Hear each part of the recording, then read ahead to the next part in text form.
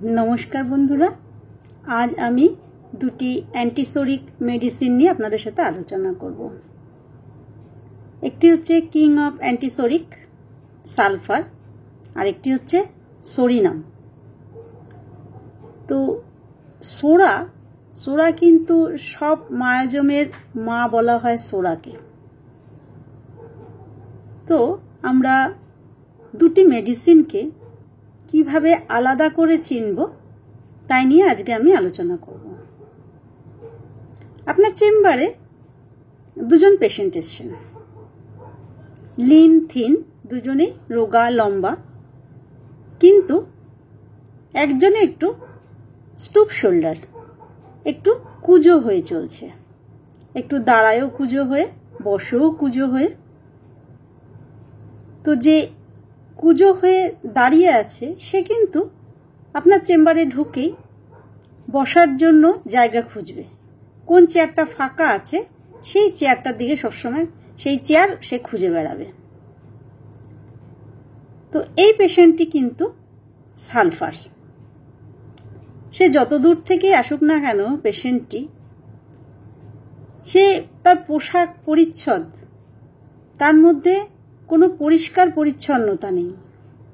এটি দুটি পেশেন্টের ক্ষেত্রেই আছে। দুটি পেশেন্টকে দেখলেই মনে হয় এরা স্নান করেনি। তো সালফারের পেশেন্ট একটু ঝুঁকে চলে, এই দেখে আমরা চিনছি। কিন্তু সোরিনামের পেশেন্ট কি হয়, এরা কাছে আসলে একটা ভীষণ বিশ্রী গন্ধ বেরোয় গায়ের থেকে। এবার আসি সালফারের শিশুদের ক্ষেত্রে। সালফারের শিশু বা সোরিনামের শিশু উভয় শিশুই কিন্তু রোগা, একটু রুগ্ন হয়, দুর্বল।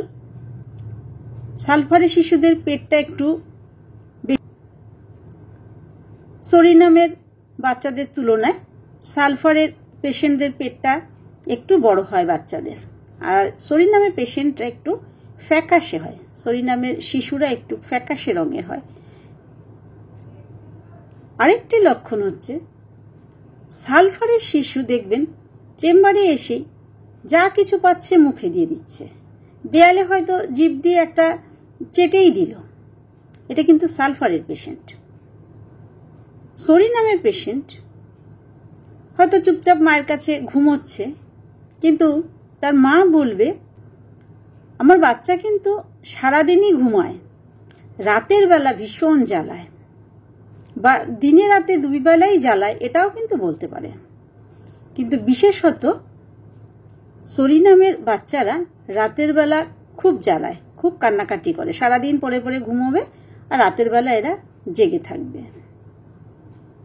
এছাড়া সোরিনামের বাচ্চাদের বা সোরিনামের পেশেন্টদের আরেকটি বিশেষ সিমটম হচ্ছে এরা যে কোনো রোগ ভোগের আগে ভীষণ সুস্থ থাকে, মন চনমনে থাকে, কাজ করবার এনার্জি থাকে, নিজেকে খুব সুস্থ মনে করে। তো যে পেশেন্ট সেন্সিটিভ সে কিন্তু বুঝে যাবে যে আমার শরীরটা এত ভালো লাগছে, না জানি আমি হয়তো কোনো রোগে ভুগবো। বা মা কিন্তু বুঝে যায় যে এত বেড়েছে বাচ্চা, এত দুষ্টুমি করছে, এত সুস্থতা দেখাচ্ছে, নিশ্চয়ই ওর শরীর খারাপ হবে। এটা কিন্তু মায়েদের চোখে ঠিক ধরা পড়ে। নেক্সট আসি হিট কোল্ড রিলেশন। সালফারের পেশেন্টরা হট পেশেন্ট, সোরিনামের পেশেন্ট চিলি। চিলি মানে এতটাই চিলি এরা গরমকালে কিন্তু চাদর মুড়ি দিয়ে শুয়ে থাকতে চায়। সালফারের পেশেন্ট এতই গরম কিন্তু তবুও তারা একদম স্নান করতে চায় না। সালফারের পেশেন্টদের সব লক্ষণ, বিশেষত স্কিন ডিজিজ, স্নান করে উঠলে বাড়ে, অথচ কিন্তু এরা হট পেশেন্ট। হট পেশেন্ট হওয়া সত্ত্বেও এদের অ্যালার্জি হোক, যে কোনো ধরনের স্কিন ডিজিজ হোক, জিজ্ঞাসা করলেই বলবে যে না, স্নানের পরে আমার কমে না। এটা কিন্তু সালফার। নেক্সট আসি অ্যাপেটাইট। সালফার সোরিনাম দুইজনেরই ভীষণ খিদে, সঙ্গে তেমনি এদের দুর্বলতা। উভয় পেশেন্টই কিন্তু খুব দুর্বল থাকে।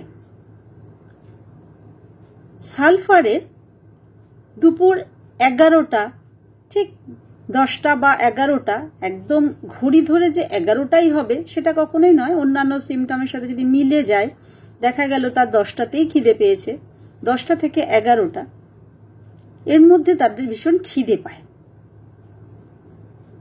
আর জিঙ্কামেটের খিদে পায় কিন্তু 12টা, আর সালফারের খিদে পায় 11টা। দুপুর 11টায় তাদের এমন খিদে পায় যে তারা দুপুরের খাবারের জন্য অপেক্ষা করতে পারে না। পাশাপাশি সোরিনামের খিদে হচ্ছে মধ্যরাত্রে। তারা যতই খেয়ে দিয়ে ঘুমাক না কেন, তাদের মধ্যরাত্রে খিদে পাবেই। তারা উঠে তাদেরকে কিছু না কিছু খেতে হয়। সালফারের পেশেন্টদের একটা অলগন সেন্সেশন থাকে, পেটটা সবসময় খালি খালি থাকে। এদের খাওয়ার দেখলেই এদের খিদে পেয়ে যায়।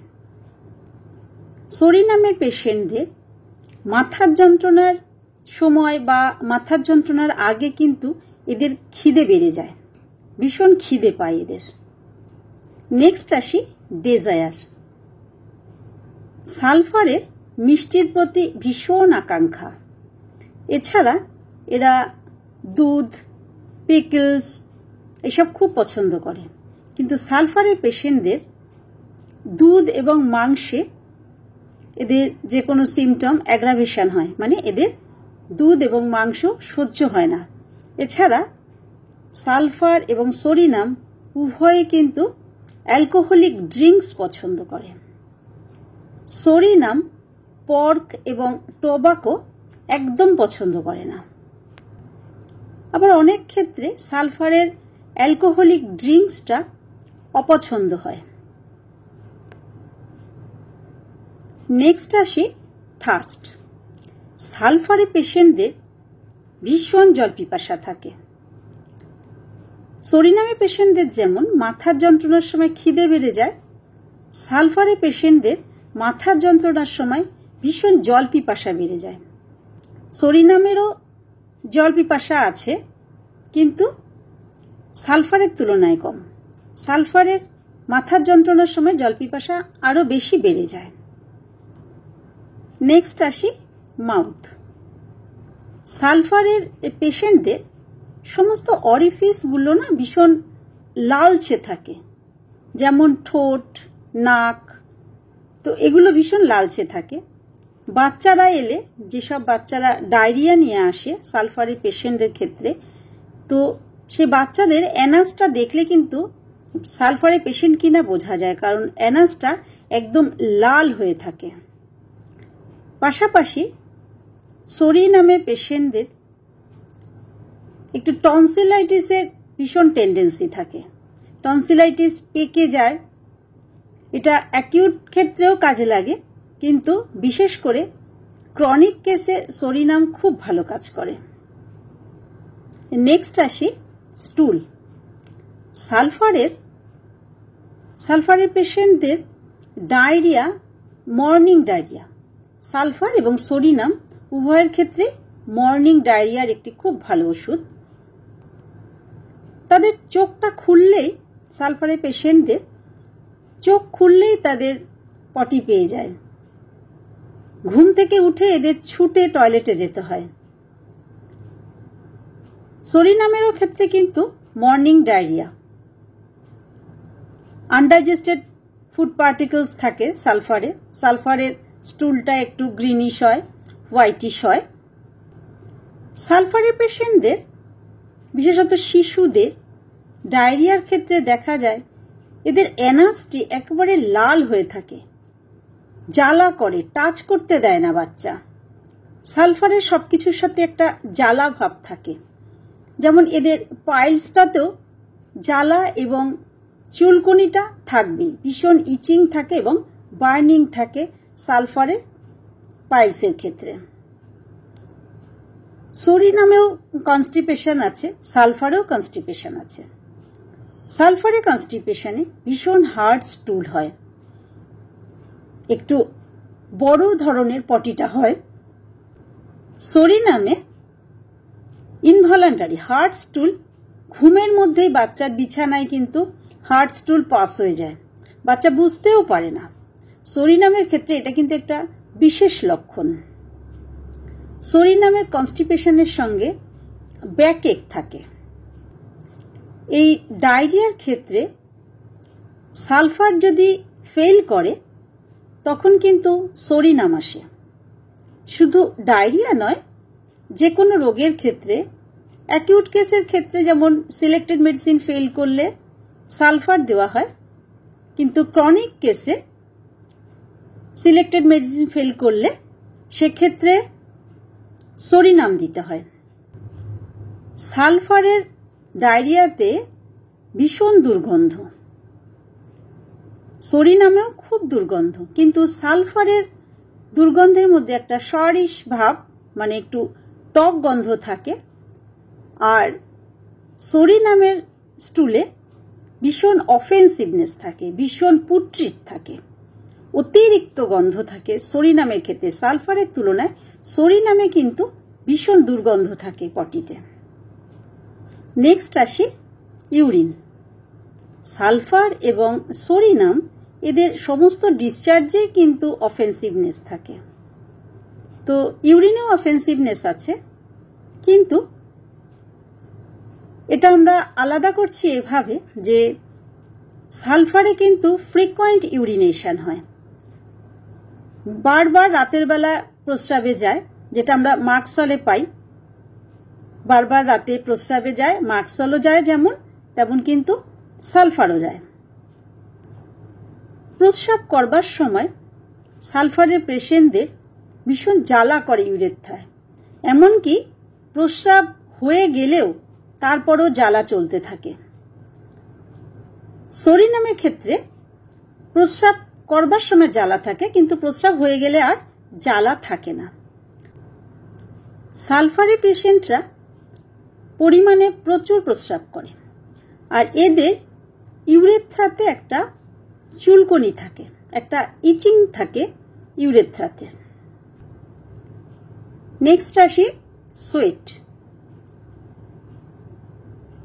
এদের সোয়েটে ভীষণ অফেন্সিভনেস, যেমন সালফারের তেমন সরিনামের।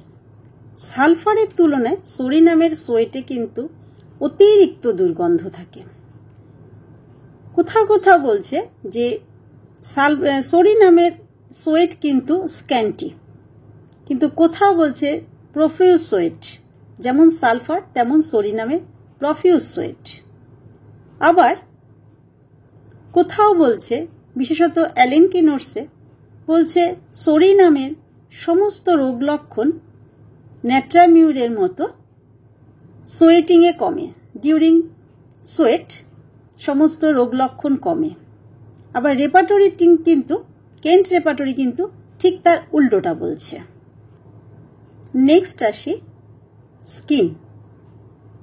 দুইজনেরই ভীষণ আনহেলদি স্কিন, একটুতেই পেকে যায়, ভীষণ স্কিন ডিজিজে ভোগে এরা। তবে বন্ধুরা, এই সালফার সরিনামের স্কিন ডিজিজ পড়তে গিয়ে তখন একটা গল্প আমার ছোটবেলার কথা মনে পড়লো, তো আপনাদের সাথে একটু শেয়ার করি। ছোটবেলায় মামাবাড়ি যেতাম মায়ের সাথে ট্রেনে করে, তো তখন একটা মলমের বিজ্ঞাপন হতো।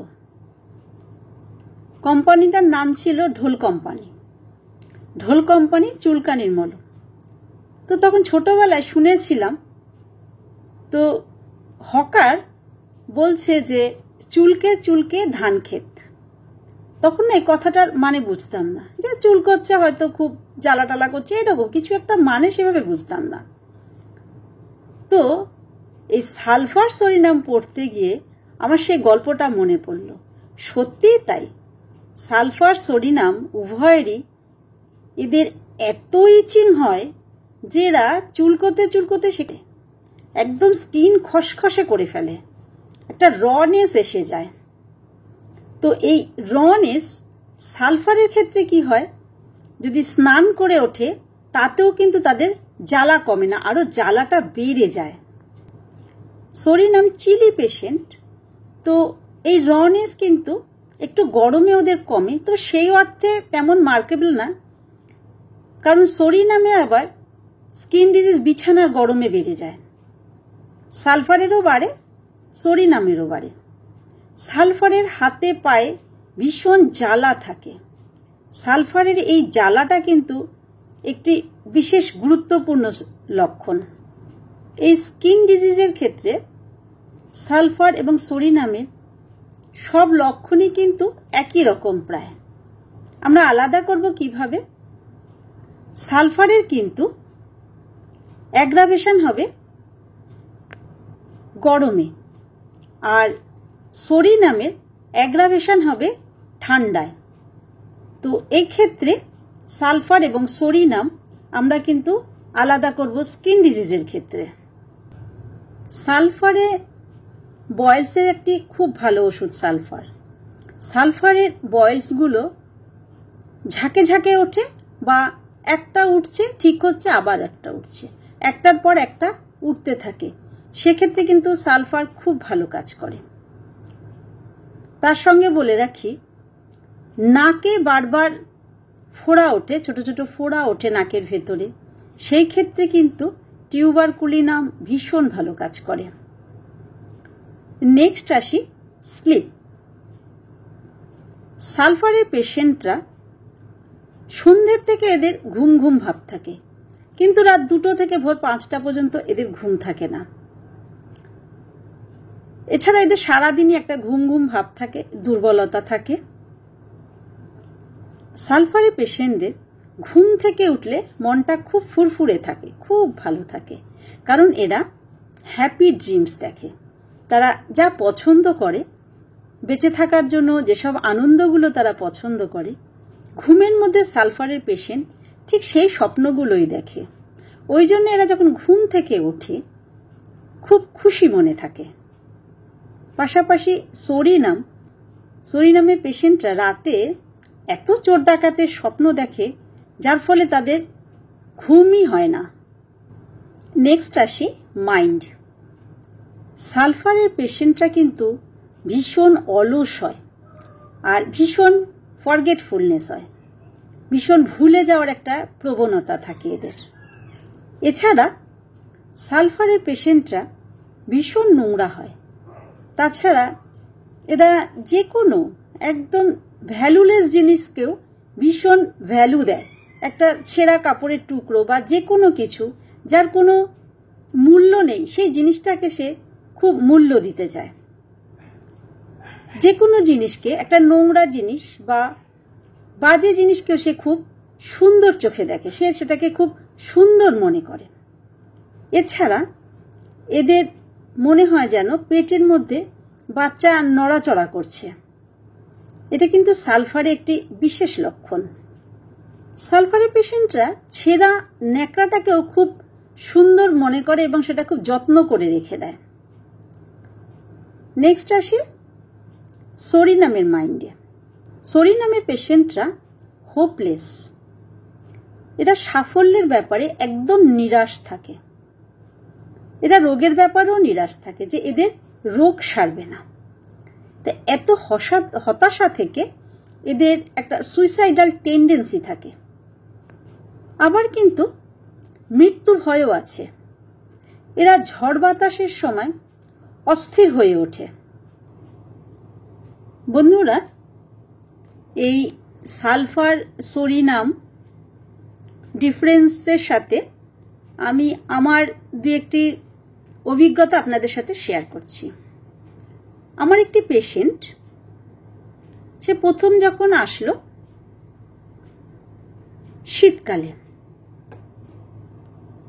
শীতকালে আসলো স্কিন ডিজিজ নিয়ে।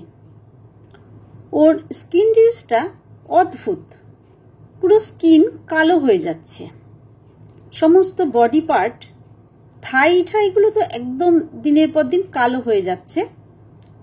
আর ওর চুলকানোর থেকে, একটা অদ্ভুত, চুলকানোর থেকে ব্যথা বেশি ছিল, যা না চুলকাতো তার থেকে ব্যথা বেশি ছিল।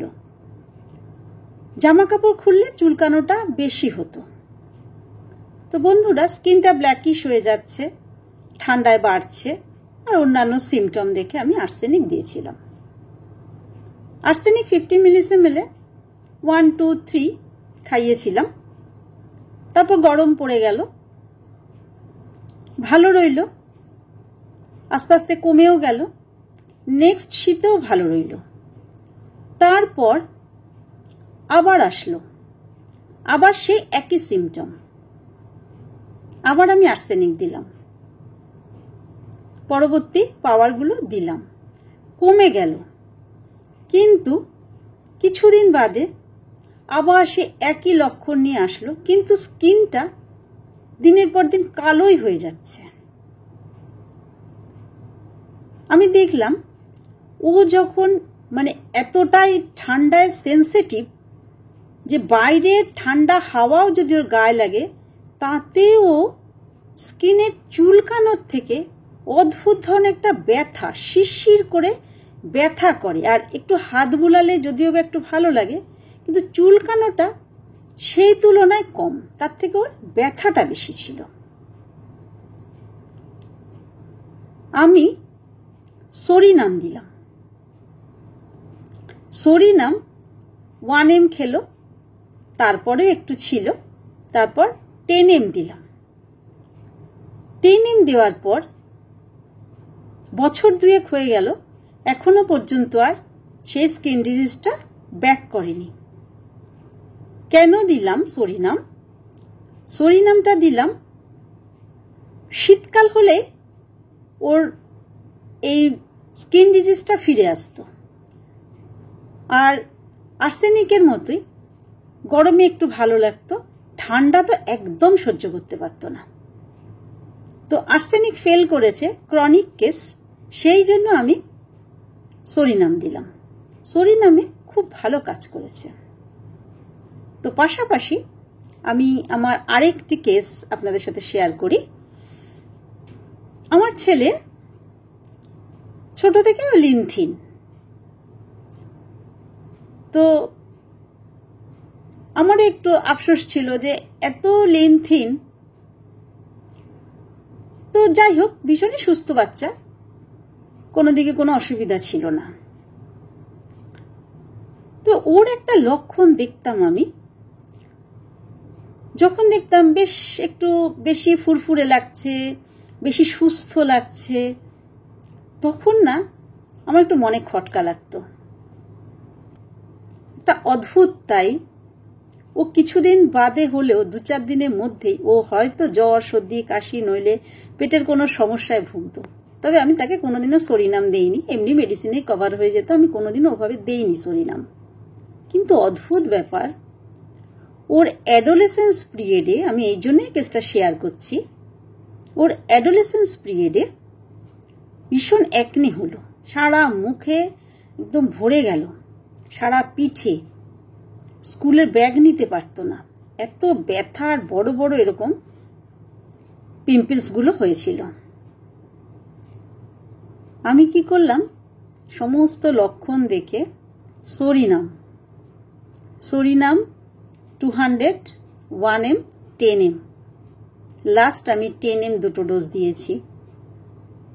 আজও পর্যন্ত আর সেভাবে আর ইরাপশন ওঠেনি, আর কোনো পিম্পলস ওর ঠোঁটে, ওর মুখে পিম্পলস আর দেখা যায়নি। তো বন্ধুরা, এই যে রোগ লক্ষণ, কোনো রোগ আসার আগে বাচ্চা হোক বড়রাই হোক নিজেকে ভীষণ সুস্থ মনে করে, এটা কিন্তু সরিনামের ক্ষেত্রে একটা ভীষণ ভালো লক্ষণ। এটা কিন্তু ভীষণ গুরুত্বপূর্ণ পয়েন্ট সরিনামের। বন্ধুরা, আজ এই পর্যন্ত। যদি আমার ভিডিওটি ভালো লাগে তাহলে অবশ্যই সাবস্ক্রাইব করবেন, কমেন্টস করবেন, শেয়ার করবেন। নমস্কার।